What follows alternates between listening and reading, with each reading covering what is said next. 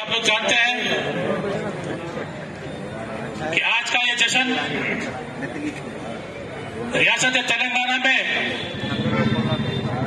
BRS हुकूमत को शिकस्त देते हुए हमारे अब्दुल अजीज वजीर आला जनाब रेवंत रेड्डी साहब ने 1 साल की तकमील पर जश्न मनाने के लिए कहा। कांग्रेस पार्टी का और रियासत तेलंगाना हुकूमत का ये मकसद है कि आज की इस मीटिंग में कि बीआरएस हुकूमत के कई लीडरों ने मुसलसिल रियासत तेलंगाना हुकूमत के जो वजीर आला है रेवंत रेड्डी साहब, उन पर इन्होंने मुख्तलिफ किस्म के इल्जामात लगा रहे हैं। मैं उन बीआरएस के कायदीन से ये पूछना चाहता हूं कि आप लोगों के लिए हो रियासती अब आपने 10 साल का टाइम दिया, लेकिन अफसोस कि आपने कभी नौजवानों के रोजगार के बारे में नहीं सोचा।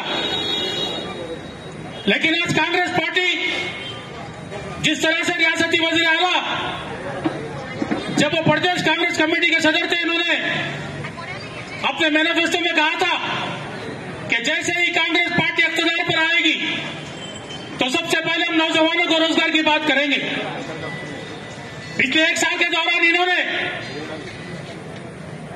लगभग 58,000 रोजगार इन्होंने नौजवानों को दिया।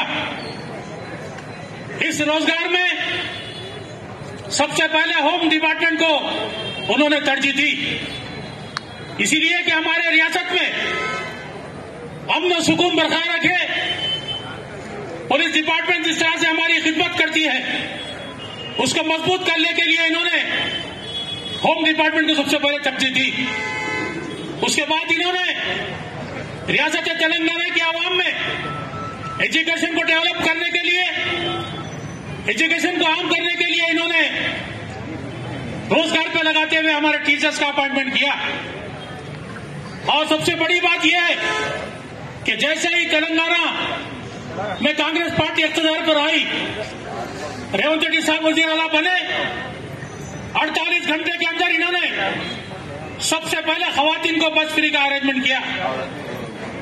लोग तो मजाक उड़ाते रहे, बीआरएस के लीडर ने मजाक उड़ाया कि आप लोगों ने फ्री अरेंजमेंट किया, लेकिन आप हुकूमत किस तरह से चलाएंगे।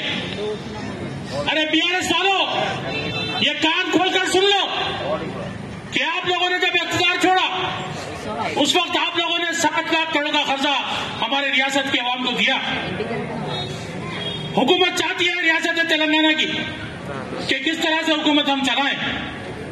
आप लोगों की तरह जिस तरह आप लोगों ने मनोरंजन चलाया 10 साल के दौरान, आप कभी भी अपने रियासत के चीफ मिनिस्टर होने के बाद कभी आपने प्रजा दरबार का एहतमाम नहीं किया। और आज मैं ये दावे के साथ कहता हूं कि 1 साल के दौरान रियासती वजीर आला ने 1 हफ्ते के अंदर प्रजा दरबार का आगाज किया। जब भी बीआरएस वालों ने हमारा मजाक उड़ाया, अरे बीआरएस वालों कान खोलकर सुन लो कि आवाम जो गरीब अपने बच्चों के मसाइल को लेकर प्रजावाणी प्रोग्राम में शिरकत की, और आज उनके दिलों से पूछिए कि उनका मसला हल हुआ या नहीं हुआ। ऑफिस में बैठकर कहीं मीटिंग कर अगर इल्जाम लगाते हो तो खबरदार करता हूं बीआरएस के कायदीन को, अगर आइंदा से अगर ऐसी चीजें होंगे तो कांग्रेस पार्टी कोई बर्दाश्त नहीं करेगी। इसी तरह से मुख्तलिफ किस्म की स्कीमात है, चाहे गैस की सब्सिडी का मसला हो, चाहे राशन कार्ड का मसला हो, चाहे 200 यूनिट्स को फ्री ऑफ कॉस्ट में आपको देने का मसला हो। बहुत सारी ऐसी स्कीमात हैं जो कांग्रेस पार्टी आपके दरमियान मिलाते रही। एक बात मैं कहूंगा अपनी तकरीर खत्म करने से पहले कि आवाम को गुमराह किया जा रहा है कि आपकी हुकूमत पेंशन नहीं देगी।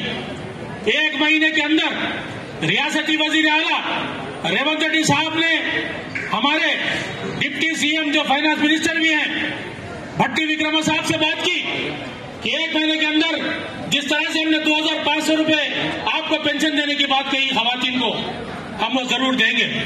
इसी तरह से हमारे अब्दुल अजीज साहब जनाब अंजन कुमार यादव जी जो इस वक्त वर्किंग प्रेसिडेंट है, कई मरतबा रियासती वज़ीर से बात की, बेघर अफराद को घर देने की बात करी, यहाँ के डेवलपमेंट की बात कही, मुशीराबाद के डेवलपमेंट की बात कही और बहुत सारे मसाइल को लेकर। अब तो बड़ी खुशी की बात यह है कि हमारे दरमियान में अनिल कुमार यादव जी, जो हमारे पास मेंबर ऑफ पार्लियामेंट है, उनके पास बजट है।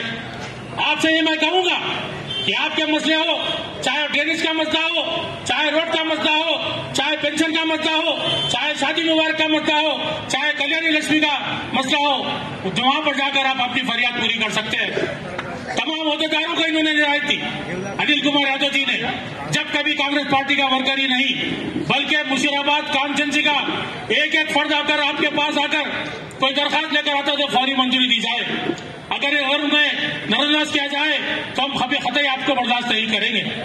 इसी तरह से बहुत सारी चीजें हैं, क्योंकि बहुत सारे अफराद यहाँ पर बात करना है। इतना कहते हुए मैं आखिर में एक वादा लेकर चलूंगा कि आने वाले दिनों में मुशीराबाद कांचनसी में हम बहुत ही मजबूती के साथ आगे बढ़ते हुए कांग्रेस पार्टी के परचम को लहराएंगे। जय हिंद।